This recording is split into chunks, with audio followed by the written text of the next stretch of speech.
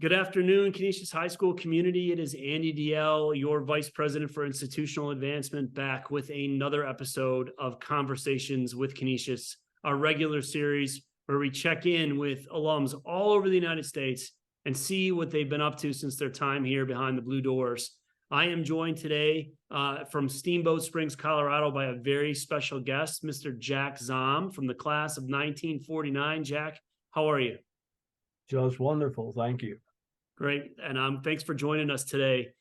Jack, one of my favorite parts about you, Jack, is you're retired twice, which is something I hope to be. I can't even imagine being retired once.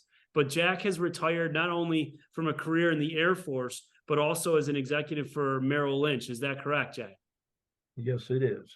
That's great. And we're going to get back into your whole history, and you're going to share some of your wisdom with us and sort of your story about how you've went from a kid in Buffalo to a career in the Air Force, to a second career at Merrill Lynch, and now a retiree who spends half his time in Louisiana and the other half in Colorado. So take us back in time, Jack, to 1945. You're a young man in Buffalo. Where'd you grow up? How did you hear about Canisius High School?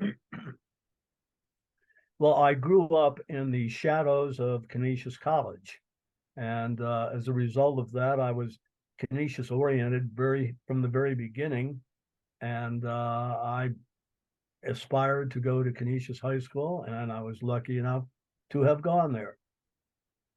And who were some of your big influences at Canisius from a faculty standpoint? Almost every one of them was a wonderful influencer in my early years. Father Burns, I thought highly of him. Father McAleer, thought highly of him. Father Rowley, who interestingly enough had a twin brother who was in the presidential protection agency. I think it was the FBI, and he was assigned to protect the president. And he looked just like him. I saw pictures of him. That's crazy. That is great. And what kind of activities at Canisius were you involved in as a student? Well, I excuse me, I played freshman basketball, junior varsity, and then varsity.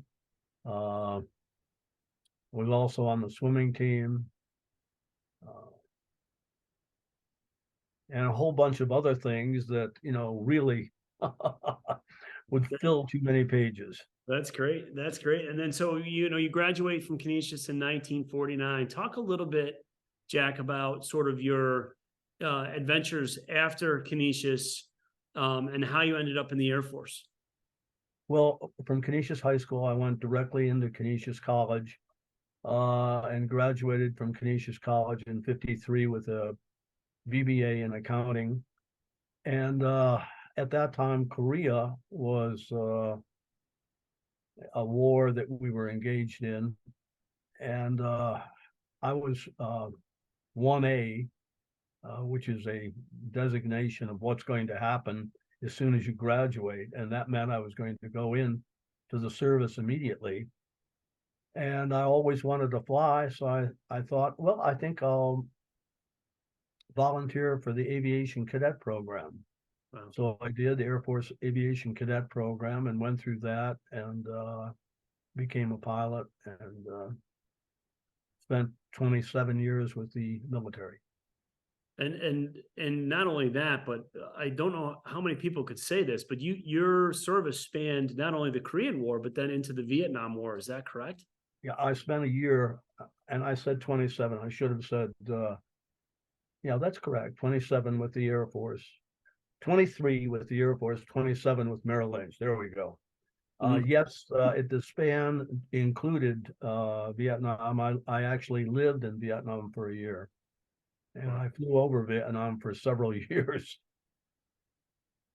So what are some of those lessons or takeaways from a Canisius High School education that helps, sustain you not only through college, but then and I believe a highly decorated career, correct? as a pilot? I mean, you're being very modest, but I know you've won many medals and awards for your not your skill as a pilot. How do you take what you learned at Canisius and apply that not only to your college life but to your military I think that the education at Canisius High School, the foundation, uh, laid a path for me to pursue uh, to attain a greater level than I would have life? had I not been at Canisius High School. For example, in the military, there was a regular exam.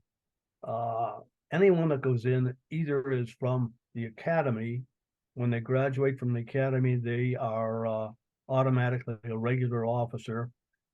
Anyone who goes in any other way, like through aviation cadets, for example, would have a reserve commission. But I took the regular exam, and due to I'm sure my Canisius background, I was able to pass that. There was only two people in our entire wing that passed it, and I was one of them. So I was a regular officer, same as if I had graduated from the Air Force Academy. Wow, and you credit Canisius for that education at Canisius for your ability to do that. I, I'm I think without the Canisius education, I would have never have passed that. Wow, wow. And when you were in the Army, is that where you met your wife? Air Force, Air please. Force. I'm so sorry. Oh boy, that's you could get beat up in the wrong place for saying that, right? Yes, we were in Great Falls, Montana. I was a young pilot, and she was a school teacher, and the Air Force officers and the teachers always got together and had parties and so on. And that's where I met her. It Wow, was the largest. It was the highest paying teacher's job in a four-state area, so it was a good area to be in. that's great. And your, of course, your military career took you all over the place. Oh, And yeah. so after 23 years, you retire from the military, having flown in two different wars and spanning two different eras, highly decorated. Before I get on to your Merrill Lynch career, tell us a little bit about some of the medals that you won as a pilot. Well, I have the Distinguished Flying Cross. I have the Airman's Medal. I have, I believe it's 19 air medals, uh, and a whole host of others that would be meaningless to most people. Wow. That's well, I don't you're being extremely modest, but those are incredible accolades and I mean in being in the military during a very difficult time in our country's history, between the Korean War and the Vietnam War. What a time to serve. And so you retire after 23 years in the Air Force. And how does Merrill Lynch become a thing? Because at that point, geez, how old are you when you retire from the military? About 40. 40 years old, and you still got a lot of juice left in the tank. How do you decide on a company like Merrill Lynch, or how do they decide on you, and how do you get into the back into the corporate world after a military career? Well, actually, while I was in the military, I also picked up a MBA. So I had a fairly current MBA and a BBA, and I had always fooled around in the stock market, even when I was in high school. Wow. And I had a few little shares, and I just followed it. And that was one of the things that I really was interested in. And I didn't care to fly as a civilian pilot. Just didn't interest me that much. And so I reverted back to going into uh, Merrill Lynch. I did not want to go into the accounting field, and so it was just a natural. And And tell us a little bit about Merrill Lynch. What kind of roles did you perform there? Well, I was primarily a financial consultant, and you have many terminologies and titles for that, but I was primarily in financial advising. And did you find that your sort of military background gave you a certain advantage in the corporate world, or better prepared you sort of for some of the structure of the corporate world? I think it definitely did. I really did. Yeah, between Canisius and the Air Force, the level of discipline I imagine that you acquired probably made you a pretty highly sought after asset at a place like Merrill Lynch. Well, when I got out of the Air Force, I went to Denver. Don't ask me why. Just happened to figure that was a good place to go, and went to all of the brokerage houses there, and every one of them was going to hire me. So there's no question that that was going to be a position for me to attain. And after 27 years, and then right 23 years in the Air Force, 27 years at Merrill Lynch, you decided to retire for a second time. And if you were to look back and give some advice to your younger self, the idea of doing some of these interviews and these videos is that our young alums and our students will get a sense of what they can be and how it works, and the sort of some of the paths that are available to them. So if you were to give some advice to our 18-year-old, seniors that are about to go off to college, or kids that are just graduating from college and getting into the work world, what's some advice that you would give to kids today? I believe I would say that you're going to get knocked down in life. You're going to get knocked down a dozen times at least. My advice to you is get up and get with it. Start studying harder, start working harder, and never, ever, ever give up. Keep going. That would be my heartfelt advice. That's great advice. So you've been now retired for the second time for, is it about 20 years now, Jack? Yeah. Yes. And I know you're an avid golfer. That I am. And now, so aside from golf, what are some of your future plans? You live in Louisiana, as I mentioned earlier, for half of the year, and you live another half of the year, and you happen to have children in both of those areas.